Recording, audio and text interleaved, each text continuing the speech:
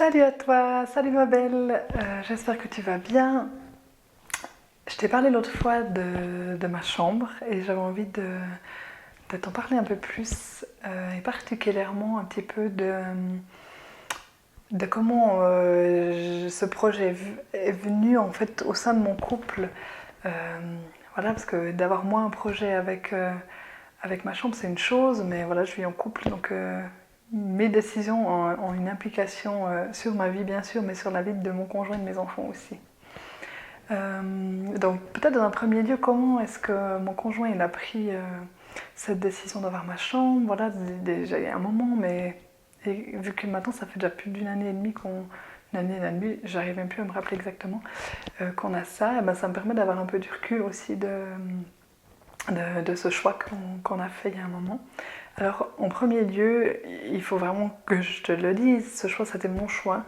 Ça a été une imposition, ça n'a pas du tout été une négociation, surtout que c'est arrivé dans un moment où j'avais besoin d'espace, vraiment de manière importante, et que c'était très difficile pour moi avec les 3 enfants de retrouver de l'espace dans ma maison. Donc, au début, ça n'a pas été du tout un choix. Donc, je l'ai imposé clairement à mon conjoint et à mes enfants.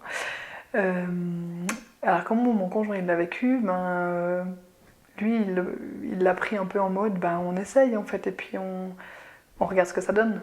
Parce qu'il a tendance à fonctionner comme ça, ce qui est hyper cool. Quand j'ai des propositions, il est très ouvert et il est très à l'écoute.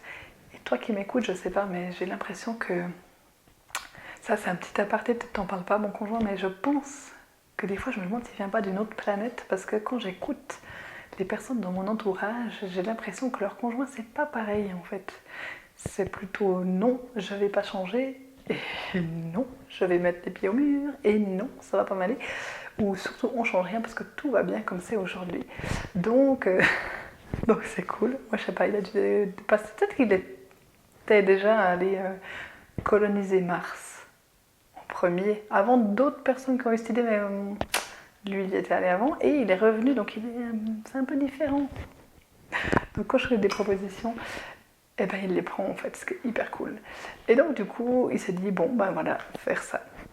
Et puis est-ce qu'il a eu sa déco, est-ce qu'il a eu ça, un truc de dingue. Il a décoré et aménagé sa chambre beaucoup plus vite que moi en fait, parce que moi je me suis dit oui, j'ai envie de mettre des trucs qui soient beaux, j'ai envie que ça soit ma chambre. Donc en fait ça a pris des mois en fait, et encore maintenant après une année et demie, j'ai encore un mur vide où j'ai des grands projets mais que c'est pas encore fait. mais lui, en quelques semaines, un mois même pas, il avait commandé un meuble, il y avait un nouveau meuble dans sa chambre, il avait aménagé, il avait un tableau sur son mur, enfin un truc de dingue. Et puis, ce que j'ai adoré, vraiment adoré, c'est que la troisième ou la deuxième nuit, j'arrive plus à me souvenir, voilà, j'étais encore un petit peu en mode, j'ai envie de dormir dans ma chambre, mais est-ce que je suis un peu obligée d'aller vers lui quand même. Enfin voilà, il y avait aussi un petit peu des messages comme ça dans ma tête des fois, entre mon besoin réel et puis ce que la vie de couple est censée être. Et je lui ai dit, est-ce que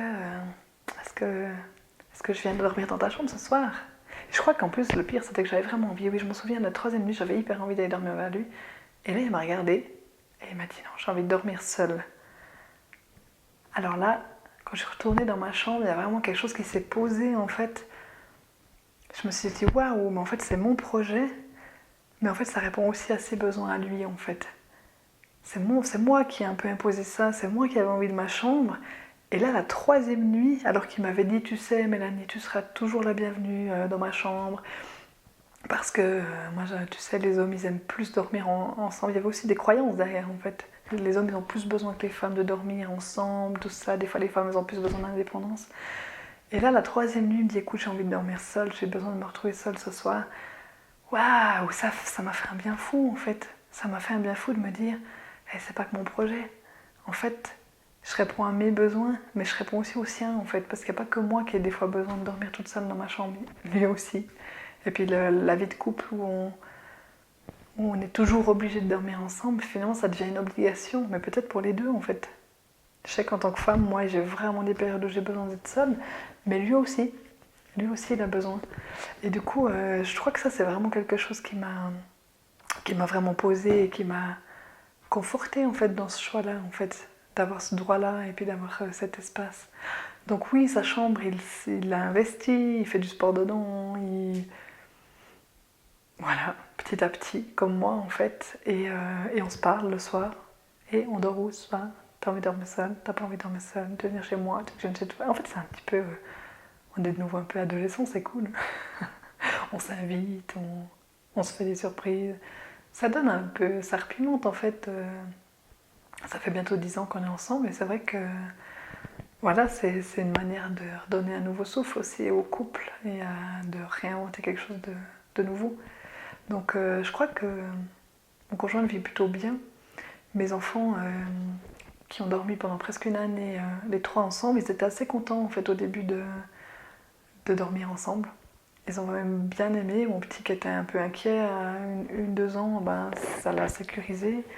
La moyenne qui était aussi dans une phase où le sommeil n'était pas forcément simple de dormir seule, ben, en fait elle a commencé à vraiment mieux redormir, et maintenant elle dort toujours avec son petit frère. On a rechangé un petit peu, mais en fait elle a un magnifique sommeil. Ça a mis en place quelque chose de très sain en fait dans le sommeil, dans l'endormissement.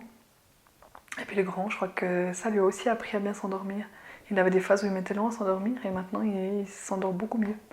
Donc je crois que ça a finalement de moi changer, de moi m'écouter, et ben ça, en fait c'est bénéfique autour en fait. Et je crois que s'il y avait un seul message que j'ai envie de te faire passer par rapport à ce projet de ma chambre, c'est ça en fait. Quand tu t'écoutes vraiment, ce qui est bon pour toi, en fait c'est bon pour les autres, parce que ça met une belle énergie, parce que finalement les autres découvrent, peut-être ça répond à d'autres besoins, et puis après on adapte autour.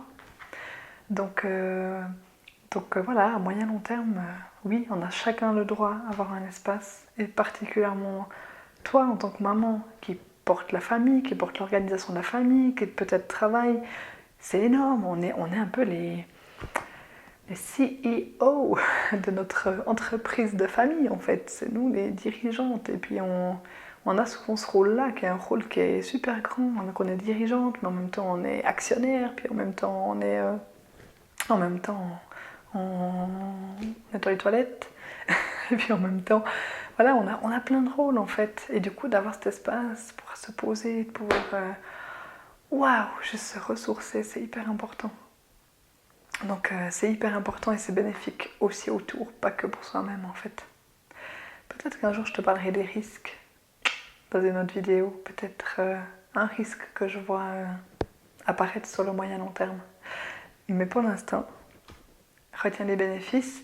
Et si toi t'as envie, si t'as envie d'essayer ça, si t'as peut-être pas l'espace, parce qu'on n'a pas tous la chance d'avoir une pièce dans laquelle on peut faire ça, mais peut-être déjà commencer par un petit espace, d'avoir un bureau qui est que ton bureau, ou d'avoir un meuble, que ton meuble, où c'est que tes affaires, et tu sais que ce coin-là, où tu as un petit coin avec un petit canapé, c'est ton coin en fait, et puis ça te permet de le décorer à ta manière, d'y mettre ce que tu as envie, et puis d'avoir cet espace de ressources. C'est vraiment important.